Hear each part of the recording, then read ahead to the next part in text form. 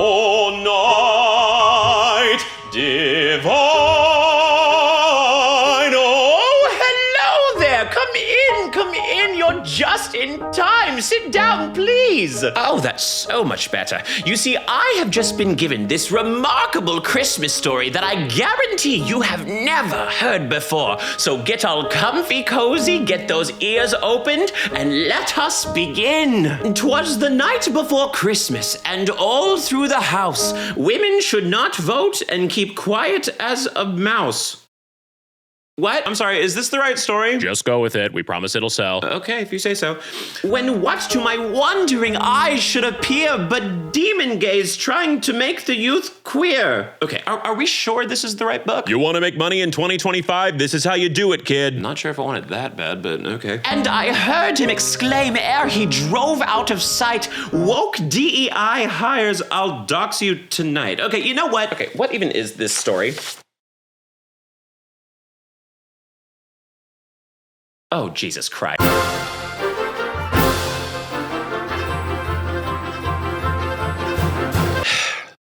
Okay, let's do this. So Christmas is my favorite time of year, as you can tell from... So I decided to do another Christmas video this year for my beloved viewers, who I am very, very grateful for. And as I was trying to figure out what I wanted to talk about, I struck gold. I found a low-budget, horribly acted, anti-woke Christmas movie that has barely been covered on YouTube. And I kid you not, every single facet of this movie that I researched gave me more and more material. This script wrote itself. For anyone new here, hi, I'm Blake. A lot of y'all think my name is Jake. It's not. And today, after masochistically watching this movie 4 times this week, it would be my honor as a holiday present to give you a colorful retelling of the story of Jingle Smells. So some quick background on Jingle Smells. It is one of 5 films created by Laugh-O-Gram Studios. Originally, the movie was available for purchase for $20 exclusively on Rumble, the streaming company whose cloud services host, you guessed it, Trump's version of Twitter, Truth Social. It's also the home base of Gen Z's favorite, Nick Fuentes, the guy who cannot post on YouTube because every other sentence that comes out of his mouth is a human rights violation. The movie can also now be streamed on Amazon Prime and Tubi, so I'm guessing that the profit margins for Rumble weren't that high. Now, Jingle Smells has an IMDb rating of 2.9 stars, and I know that you're thinking, oh, well, there's definitely movies with lower ratings than that, so it can't be that bad. Au contraire, my naive little kitten. You see, the movie is rated at 2.9 stars because almost all of its reviews are either 1 star or 10 stars. I wonder what those 10-star reviews might say. I thoroughly enjoyed this movie, and I will watch Jingle Smells with my 11-year-old granddaughter next week, and I'm very comfortable having her watch this movie. Cancel culture, take that. Nice to have something you trust to be clean and no agenda.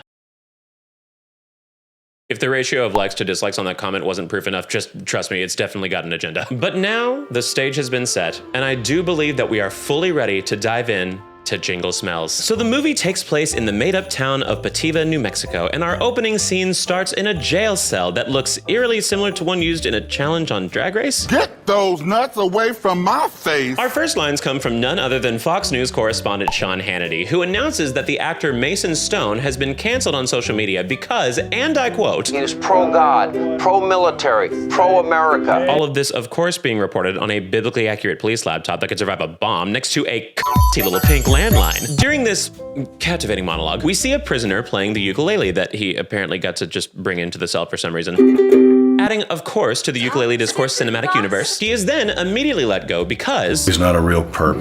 Which introduces us to our main character, Nick. Nick is played by Ben Davies, an actor and producer that seems to specialize in right-wing cinema, having worked on projects such as Fauci Unmasked, I'm Not Ashamed, a movie about a girl whose faith is put to the test during the Columbine shooting, and of course, the classic, Lady Ballers. With the most triggering comedy of the year. But back to the movie, Nick is escorted out of the police station by the cop, who is his father. And it's at this point that I noticed there's a lot of wanted people in this small town. What's that about? So we find out that Nick was in jail because he broke parole, although we don't know what crime he did in the first place to put himself on parole. My guess is that's because no matter what crime Nick committed, there was going to be some portion of their target audience that would be pissed about that. So I'm just gonna assume he did this.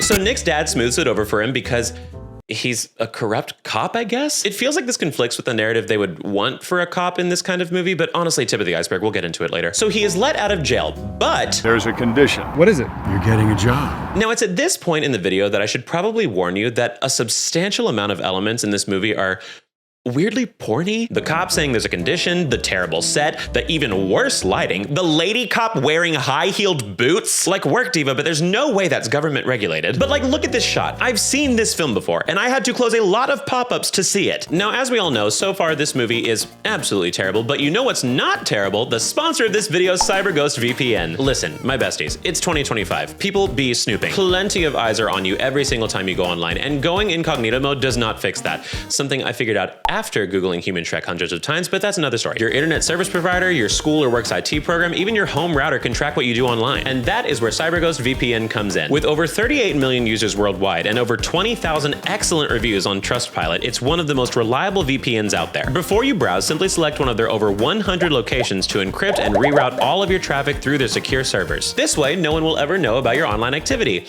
Except for the people that already know about the Human Shrek thing, but like, you already knew that too, it's fine. CyberGhost also unlocks geo-restricted games and content from over 40 streaming platforms. And between you and me, you can also score better deals by simply changing your online location. Economic Queen! It also works on all major devices and operating systems. Windows, Mac OS, Android, iOS, and you can protect up to 7 devices at the same time. Perfect for sharing with friends and family. And with the link in my description, you get their best deal ever. Just $2.03 a month, plus 4 months free, and a 45-day money-back guarantee, so you have nothing to lose. Thank you again so much to CyberGhost VPN for sponsoring this video. Now let's get back to the movie. So Nick's dad tells him that he has to get a job, to which Nick responds, It's not as easy as it sounds. I'm not saying for everybody with the unemployment crisis. which at first I thought was a little strange to even bring up an unemployment crisis, because again, I don't think that's helping the agenda they're going for here, until I realized that this was made in 2023 when Biden was president, which leads us to the man playing Dusty the cop. Josh Schneider is actually a relatively well-known actor. Having starred in The Dukes of Hazzard, Smallville, he was even Sam's dad on Glee, which confused me as to why a relatively big actor would be in a pretty politically charged movie, until I checked his Wikipedia. So in the same year that he was filming this movie, good old Johnny Boy was investigated by the Secret Service for a very particular tweet, saying that Joe Biden and his son Hunter should be publicly hung. I mean, technically, he kind of did get what he wanted. We did find out later pretty publicly that Hunter Biden is hung. Last thing I'm gonna say about this is that during one of my 4 watch-throughs, I watched it with my friend Sarah, and her first thought upon seeing this cop was, this man's stinks. So Dusty gets Nick a job as a garbage man, and we are introduced to his 2 co-workers, Michael, who becomes pretty important to the story, and Wilson, who is not. More on that later, which leads us to the title sequence and the opening jingle. Santa Claus has a dirty job, and he does it all night long. Again, weirdly porny. So now the local news station, who has an oddly phallic 7 on the logo, tells us exactly how the actor Mason Stone was canceled. It seems he was caught on camera saying, God bless America, and may he protect our troops. See, the problem with bad acting is that it makes me fully unable to tell what is meant to be satirical and what is something they actually believe. Like, obviously canceling someone for holding a bow is satire. It's made to seem like we're overreacting to things that aren't a big deal, sure. But we already had confirmed in the beginning of the film that he got canceled for loving God, which is something that actually is said all the time on Fox News. So which is it? You either believe it or you're making light of it. Pick a side. So because of this cancellation, Mason Stone has his role that he had already filmed replaced in the movie with AI. Artificial intelligence indeed. Again, I understand that this line was meant to be a joke and show that the woke mob is like fake smart or artificially intelligent. But again, the delivery was so bad that the first few times that I watched this film, I thought he was literally just explaining what AI stood for to their target audience, which is old people on Facebook, obviously. Also, side note, apparently they couldn't afford to put their show's logo on the mug. But honestly, at this point, that kind of just feels like critiquing an outhouse for its lack of a bidet, so moving on. So to explain why Mason Stone got canceled, the news shows a clip from a special guest at Enchantress Kale. Fascist, patriarchal agenda. Who I genuinely cannot believe they didn't put in a neon wig. Like, if you're gonna do it right. Now, this left-wing hippy-dippy caricature is played by Victoria Jackson, who, to my absolute shock, was an SNL cast member from 1986 to 1992. Also, might I add, wild IMDb description. Victoria was raised in a Bible-believing, piano-playing, gymnastic home with no TV. She raised a family and recorded 2 children's albums, Ukulele Lady and Ukulele Ditties for Itty Bitty Kitties. The Ukulele Discourse Cinematic Universe stands strong. The next interview is with the CEO of Hasbro Toys, Marty Gravel, who is here to discuss the cancellation of Mason Stone's new toy line. This cancellation is very obviously being spearheaded by Marty's extremely gay-coded assistant, but also lawyer, I guess. Marty is hesitant to do so because they already spent $1 million to produce.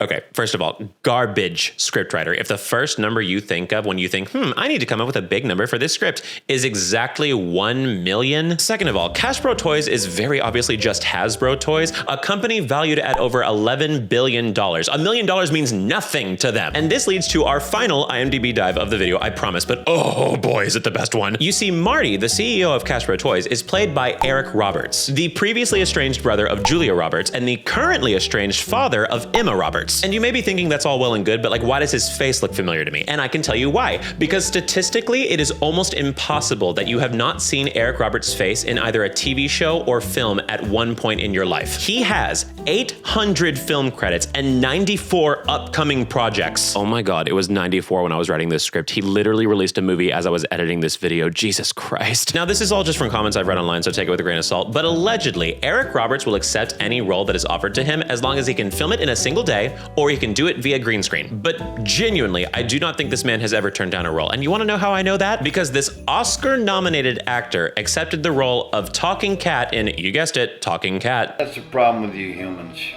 You're also concerned with knowing the destination. You forget to enjoy the trip. I genuinely think he recorded this audio on an iPhone 6, not even a 6 Plus, a 6. So we're back to Nick, who finds a Mason Stone DVD, which apparently has the entire Odyssey written on the back, in the garbage. Michael starts explaining how Mason Stone got canceled when their coworker says, Less chatter, more splatter. What do you say? That didn't make sense. Wilson explains that he wants to go home early so he can go and take a shower, and our beloved heroes that we're rooting for respond like this. Don't get our hopes up, dude. Smells worse than this can. So in case y'all weren't keeping score at home, so far we have one black character that's been introduced, and during his 2 lines of dialogue, the main characters have decided they can't understand him, he stinks, and they don't f***ing like him. We then get a montage of Nick and Michael at work, riding a scooter, playing volleyball, having a pillow fight with garbage, and generally just doing anything but their job. So Nick's dad invites him to meet at a coffee shop that is being serenaded by a man who apparently can magically change chords on a guitar without moving his hands. Christmas Day on Christmas Day. Hey, Hey!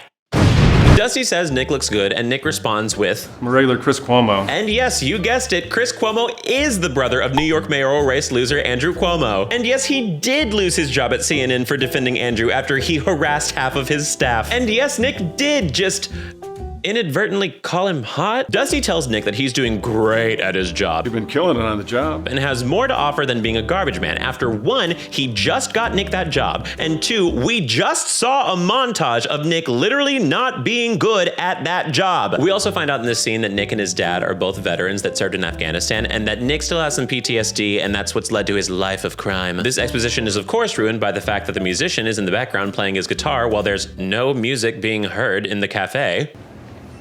We got lucky.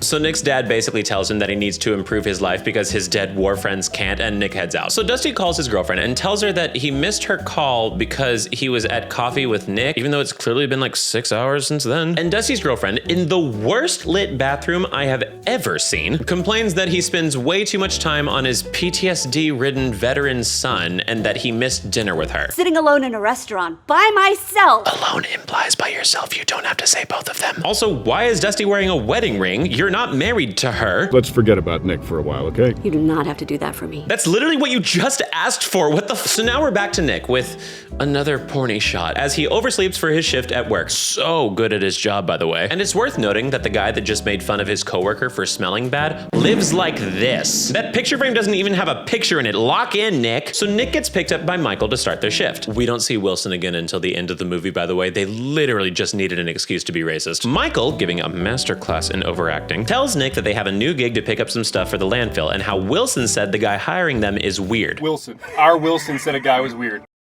Now, of course, none of this happens before Michael compliments Nick on his amazing bod. How does he maintain such an amazing bod? Michael also shows Nick his favorite little figurine called Apostle Polly, which feels a little sacrilegious, but honestly, logic in this movie's world lost all meaning like 30 seconds into it. So Nick complains that it's way too early for this, even though it's the middle of the day. You can see the sun right above them, and they head out to their new job. So Nick and Michael get to the warehouse, and they meet the man who hired them, Matt Dickel. And of course, Michael and Nick are immediately, inexplicably rude to him. I wonder why. So they're put in charge of destroying all the boxes in this warehouse, and they're not supposed to ask who's in charge or what's in the boxes or anything like that. And to Keep this on the DL. The DL? Our heroes, of course, don't know that DL means down low, even though DL closeted gays literally crash Grindr every year at the Republican National Convention. So naturally, Michael and Nick immediately break into the boxes. Our duty as great citizens of this country is to check, isn't it? So good at his job, by the way. And what they find in those boxes are the canceled Mason Stone toys. Michael then claims that because the toys are canceled, they would be worth a fortune, and shows Nick a video of the toy influencer Pop Frog that he watches all the time. Why a man in his 50s is watching a toy review channel all the time is up to interpretation. Have fun with that. The reviewer also has this catchphrase, Jiggle like jelly. that they reference all the time when it wasn't even funny the first time. Jiggle like jelly. Jiggle like jelly. Look at the views! There are literally no views in sight, but you know what is perfectly visible? That's right! And it was at this point in the movie that I was fully convinced that Michael's actor is just improving the entire role. If these gotta go to the landfill. It's all because some college kid on the internet got triggered or something. Subtle. So then Nick, being the hometown hero he is, decides he's gonna start selling the toys he's assigned to destroy. And I am no economics major, don't get me wrong, but wouldn't keeping all of the toys reduce their value tremendously? I don't know, either I'm stupid or the movie is, but I've got a hunch that it's not me. So Michael gives Nick an ill-fitting Santa hat after some homoerotic dialogue. No, you're good looking. And Nick leaves work where it's apparently snowing on a cloudless day in New Mexico, and Nick isn't wearing a coat, but it's apparently freezing. So while leaving work, Nick meets this kid named Silas, who got his bike broken after some bullies threw rocks at him for being poor. They're throwing rocks? What is this, the West Bank? Yeah, sounds like war really expanded your mind on the cruelties of the world, Nick. This also feels like the appropriate time to mention that a portion of this ad revenue will be going to the Palestine Children's Relief Fund. So watch this video a bunch of times to help out, and if you want, I've left a link in the description to donate yourself. So Silas asks Nick if he'll beat up the bullies for him, and Nick responds, I can't beat up kids, kid. There's definitely rules against that. I just know that those rules are the only thing that's keeping him from doing it. So the two bullies show up after apparently finishing up classes at junior college. Why are they antagonizing a kid half their age? And to his credit, Nick does try to help out, but then he gets bullied by the kids too. Well, Santa's picking up garbage. Which leads to his nickname of Jingle Smells, and apparently also a song that goes with it that both girls just know the words to automatically. Jingle smells, stinking all the way. Why didn't they sing it? It's literally just Jingle Bells. So the bullies leave and Nick walks Silas home, which I feel like is a terrible thing to show as normal for kids that are watching this. Later, Nick gives his coworker Michael one of the toys that he stole, and that is the only important part of the scene, but I just wanted to remind everyone that Nick is so good at his job. So now we're back to Marty, the Cash Bros CEO, who's in a meeting with his lawyers/assistants who are 30 feet away from him, and he basically spends the whole meeting just complaining about cancel culture and making the most low-hanging jokes you could possibly imagine. Maybe we should market a line of cardboard boxes and call them safe spaces. Because of his frustration about the fact that they had to pull their top seller that they only invested $1 million into, apparently. And I know I said earlier that Eric Roberts is an Academy Award nominated actor, but do not let that fool you into thinking he is committed to the craft. He is literally pumping out a movie every 6 days, so the lack of giving a shit is palpable. I was kidding. This is crazy. Oh, hi, Mark. So the gay little lawyer assistant suggests in a really inconsistent New York accent that they push his toy idea. The military monster line. Which of course is immediately shut down because he's a queer-coded character, and even worse, he's from the Northeast. There's also a weird Office-style zoom here for no reason, and we never see it again, but I just wanted to bring that up as a reminder that this movie sucks. So we're back to Nick, who's about to meet with the toy influencer who conveniently lives in Pativa, New Mexico. You smell like trash. He's only been moving toy boxes for a week. Why would he smell like trash? But he does pique the interest of the influencer after showing him the canceled toy. So they meet in his office after the most surreal transition I have ever laid my eyes upon. Proud.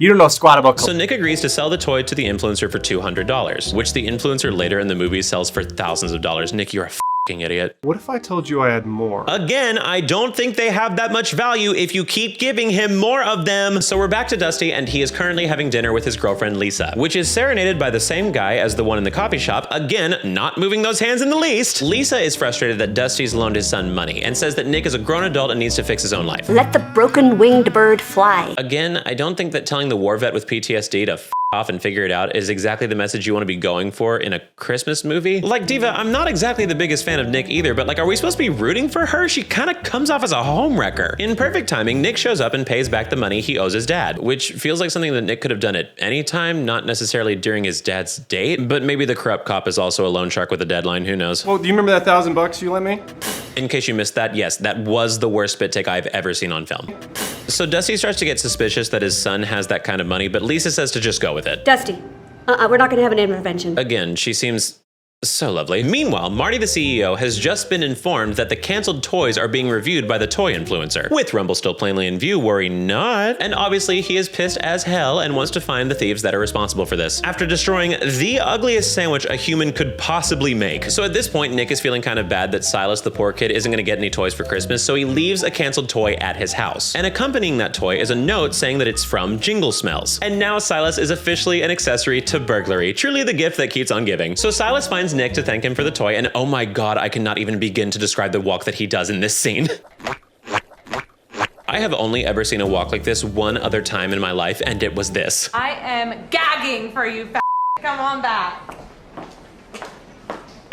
Silas, of course, knows that Nick is Jingle Smells, but Nick tells him to keep it a secret, saying, Because it's between me and you know, and the big guy. And Silas thinks the big guy is the president, and Nick responds by saying this. No, not him. Don't go near him. Clean and no agenda. So Nick notices that Silas's street is filled with kids in underprivileged households, so he decides to give more of the canceled toys away, which means we are about to give an entire street of children who statistically in America have a higher chance of being arrested stolen property. Like, you think these cops aren't gonna be strolling through the West Bank, as you call it, and you just gave all these kids contraband? So now that we are officially over halfway done with the movie's length, we officially have the central plot. Nick uses some of the toys he was going to sell and drops them off at the children's houses in a very theatrical gesture for some reason. So everyone is elated to get their toys the next day. Again, they told Silas to walk normal and he absolutely choked. And for some reason, it's shot like a Coca-Cola ad.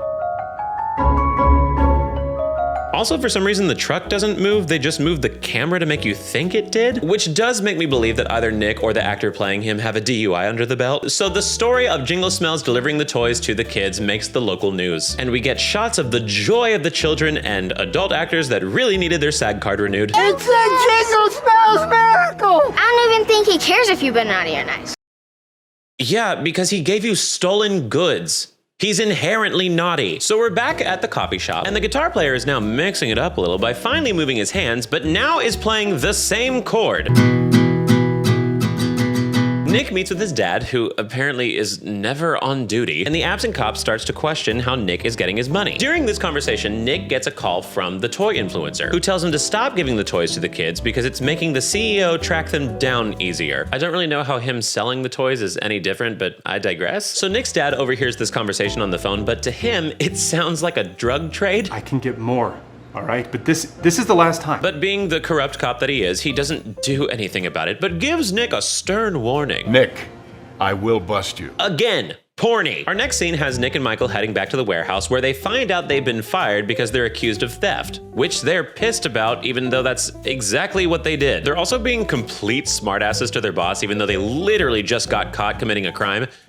Streamer behavior, I know. He's not worth it. Yes, he is. He's your boss. He's like acting like we stole some of this junk. You did. Like, I know Nick is the one that's actually doing all the stealing, but you accepted a toy from Nick. We saw that earlier in the movie, and you knew it was stolen. So because he's fired from the warehouse, but still needs to get more toys, Nick goes back later that night to steal from the warehouse again. There's also an extremely obvious night filter on this shot, but like, are we shocked? And I think the actor here was trying to go for like a physical comedy thing, trying to be inconspicuous, but there's a part where it looks like he's just digging down the warehouse door. Now, while they were being fired, the boss hinted to them that the password to the warehouse had something to do with the performer Charlie Daniels. So Nick, being the 007 that he is, does this. Search What is Charlie Daniels' birthday? Charlie Daniels was born October 20th. Why would you ask Siri out loud instead of just Googling it on your phone if you're trying not to get caught? So we're back to the news and they're giving us some Jingle Smells updates. I don't know why they keep covering this story. But now they track down Mason Stone, an A-list actor, mind you, at what appears to be the lobby of a Hampton Inn and Suites. And of course, the canceled Mason Stone is elated that the toys are being stolen and admits this publicly on the news. The news is then interrupted because woke Granny is back, and for some reason she's wearing 2 cross necklaces, which doesn't seem to fit the stereotype they were shooting for, but okay. And then security carries her off the set. I think I swallowed my nose ring! No agenda! So we're now at Christmas Eve, and the Jingle Bells story for some reason has made national news. Following the Mason Stone Jingle Smells drama. I hope Sean Hannity looks back on this gig with pride. Silas shows up and tells Nick that the local hospital can't have Santa visit tonight because of an incoming major snowstorm. So he tells Nick that he needs to deliver some of the toys to the kids. And Nick is reluctant to take this request. 1, because it's the middle of the day, he'll probably get caught by the police. And 2, he's running low on inventory and he wants to sell some. During this conversation, Silas realizes that Nick has been stealing the toys and he is absolutely devastated. I thought you cared about kids like me. They've had 2 conversations. Also, I don't know why Nick can't just go buy some cheap toys and deliver them to the hospital. You don't have to give them the stolen toys. You ain't Jingle Smells. You're just trash. I just gotta get this bike to move so I can leave the scene. Oh God. And Michael also gets mad at Nick for not giving the toys away and instead trying to sell them. I knew from the time I saw that TV show. And now what I guess is supposed to be like the rock bottom moment or something, Michael gives Nick his apostle Polly, saying, "You're gonna need this more than me when they put you back in jail." You know it's still theft if he gives the kids the toys, right? Like he's going to jail either way. So Nick smacks Polly out of his hands, which breaks the figurine, and he storms off. So now we are at our fallen hero moment of the movie, and in an act of desperation, Nick goes to church and prays. There's nobody in the church when he walks in, but suddenly the shitty guitar player appears out of nowhere and tells Nick how to pray. Nick then, of course, goes into his obligatory monologue about how terrible it was to be a soldier in war. I died. There's warning, there's no reason for it, you know? And then he says something where you're supposed to feel bad for him, but he just comes off as like a major hypocrite. See these little girls and their parents, they just want them to have like a free life. What is this, the West Bank? So this scene is supposed to be like the most emotional one, but you can't help but be distracted the entire time because they are rapidly moving between 3 different shots, all of which are terrible. But anyway, during this monologue, Nick explains how his mind never really left the battlefield when he came home, and that's why he screws everything up. And the musician, after hearing this a heart-achingly vulnerable moment, I guess, replies in the worst way possible. I hate to break it to you, son, but that's just life. Yeah, just like stop it, you know? Like if I had PTSD, I would just stop having PTSD, grow up. So Nick asks if stealing from the garbage is okay, and the man responds, "That's as if they've relinquished ownership." Right, exactly. So Santa, we both know he's Santa at this point, right? Like that, you figured that out? Okay, cool. Says that stealing from the trash is morally gray at worst, even though the entire point of you having access to that trash is that you were supposed to destroy it. Also, you were paid for it. They were gonna lay to waste in a landfill while children went without Christmas presents. That's actually really good logic, Santa. If there's something that is readily available and then a bunch of people that need that thing, those people should get that thing, right? They should get that thing, right? There's a man that we celebrate this time of year who performed some pretty controversial miracles himself. If anyone missed that, Santa did just compare Jingle Smells to Jesus. Can't help but wonder what he'd have to say about all of this. I wonder what Jesus would say about this. I wish we had a reference, maybe even a short one that's easy to remember. 4 words even. So suddenly Santa's elves show up, which have no purpose. They are just the kids of the cast and they wanted to put them on the screen, and also implies that Santa uses child labor. So they all disappear in a flash and Nick leaves the church. So now we're at the hospital before an encroaching snowstorm. The sun's literally out, and Nick is sneaking around to drop off the presents. Poorly. Are we shocked? Poorly.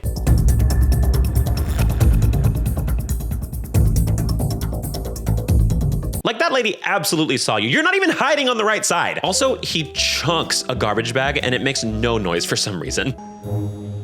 Code pink. Paging Dr. Studwell. Why is it all porn? So Nick's dad catches him at the hospital after tracking him on his phone and threatens to arrest him. Are you gonna arrest me? I should. This is serious. But not too serious, apparently, because he doesn't arrest Nick and instead lets him sneak in. So good at his job. So Nick starts giving out the toys to the sick children and says that his name is Jingle Smells. As you know, I'm Santa's special helper. And I kid you not, this is their reaction. Jingle smells, thinking all the way. Why do they just know the song? Also, let's check that scoreboard again, folks. That's right, anybody with even a drop of melanin in the cast of this movie is either poor, sick, or completely incompetent. So in an attempt to help his son escape, Nick's dad suggests that he change his clothes and sneak out. So good at his job. But immediately upon exiting the room of the sick children, he is caught by the other cops. He's not going straight to the slammer. I'm not? Everything in this movie is porn! So Nick is not taken to jail and instead is taken to the warehouse for some reason, I don't know. Waiting for him there is Marty, the CEO, saying he was the one who got Nick arrested. Gay little lawyer assistant wants to destroy the toys, thinking it'll make Cash Bro look good and help him get his own toy line produced, which I don't know how a lawyer gets to make a toy line, but whatever at this point, I don't know. Michael insults the gay little assistant and we finally get another line from Wilson. What'd he say? Not the mansplain. He'd like to load you into the truck. That's not even how mansplaining works. You're talking to another man. So, in an act of rage, gay little assistant crushes the toys. Now, after a little bit of convincing and very bad acting, obviously, the CEO offers to drop all the charges if Nick will just publicly apologize for his actions. And Nick says no. What's it say to the kids? That telling the truth and not stealing is a good thing? What are we talking about? And suddenly all the people in the town and the Santa child laborer elves for some reason, but not Santa, arrive to protest the arrest.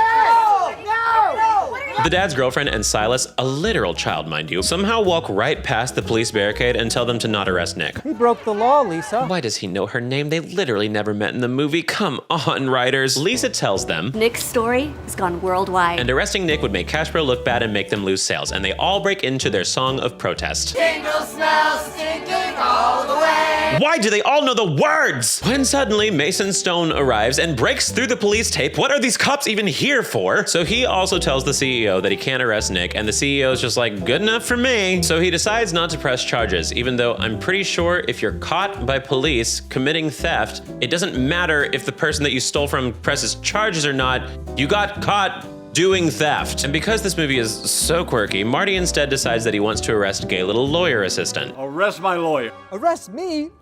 For what? But he can't think of a reason to arrest him, and the police suggest a reason for destruction of stolen property since he crushed those toys. You know, that thing that they wanted to do this whole movie. So the police chase him down, and Mason Stone and the toy influencer commit vigilante violence. So then like 2 minutes pass, and they throw a party to celebrate that Nick isn't getting arrested in the same warehouse, but it does lead me to have a couple questions. Like, who brought the potluck and a live band to an impromptu protest? Thinking all the way. And why do they know the words? And Nick's dad is finally proud of him, saying, You said you wanted to do something with your life, right? Maybe this is it. This is something.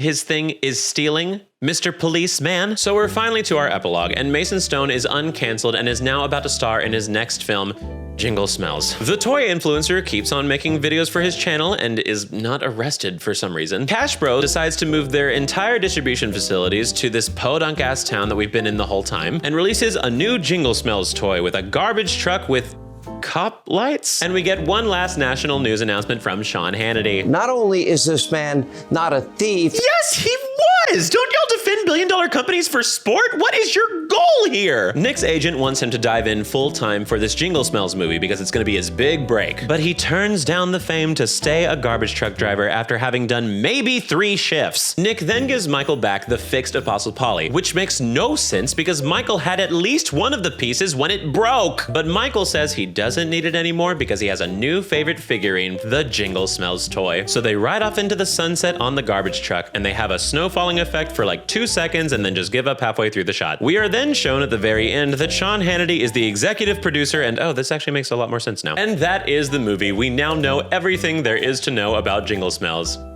Or do we? See, I have watched my fair share of movie retellings on YouTube, and if the movie is truly shitty, a retelling is not complete without a tinfoil hat conspiracy to explain why the plot is so terrible.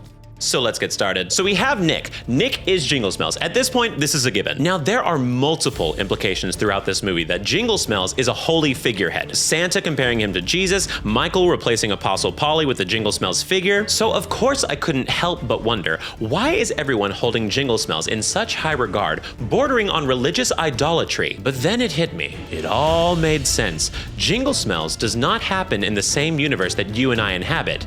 Yet. Blake, you're sounding crazy. Oh, tip of the iceberg of crazy. Allow me to introduce you to my 5 Jesus theory. In this theory, the universe repeats itself in a loop multiple times over. This loop stays with us until we reach our 5th Jesus. Stay with me. If you take each of the vowels from the Latin alphabet and you put them in order, you get A, E, I, O, U. 5 letters. These letters represent the 5 versions of Jesus that show up in order when the universe repeats. So for example, in our first iteration of the universe, we have Jesus. In our second iteration, iteration, we have Jesus, then Jesus, Jesus, then finally the one that we all know, Jesus. So I believe that the universe of Jingle Smells is in the third iteration universe and is about to welcome into the world Jesus. How do I know this? Guess what letters are in Jingle Smells? J-E-S-I-S.